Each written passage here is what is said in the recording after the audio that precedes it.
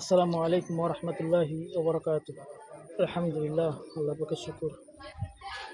আল্লাহ সুবহানাহু ওয়া তাআলা হায়াতে বাঁচিয়ে রাখছেন।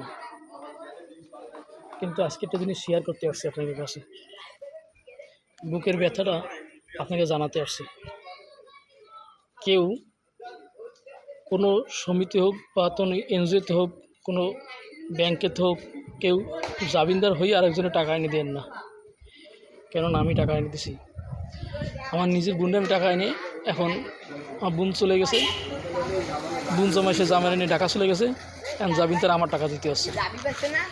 অতএব আপনাকে একটা অনুরোধ করে বলি, হাত জোর করে অনুরোধ করে বলি, আপনারা কেউ সমিতি হোক বা সপ্তাহ সমিতি হোক, মাসিক কিস্তি হোক, কোনো কিস্তিতে কোনো সাক্ষী হইয়া কেউ টাকা এনে দেন না। কেন মানুষ কি বলবো, বলার ভাষা নাই, কি কোনো বলার কোনো ভাষা নাই, মানুষ কীরকম বুঝে উঠতে পারি না। তো আপনার কাছে অনুরোধ করি, হাত জোর অনুরোধ করি, কেউ জামিনদার হয়ে কেউ টাকা এনে দেন না, সুদের ভিতরে যায় না। সুদ আসলে দুনিয়াতে শান্তি বয়ে আসে না কোনো মিলে। সুদ অশান্তির কারণে, সুদ এক নম্বরে অশান্তির কারণে সুদের ভিতরে ঢুকেন না কেউ।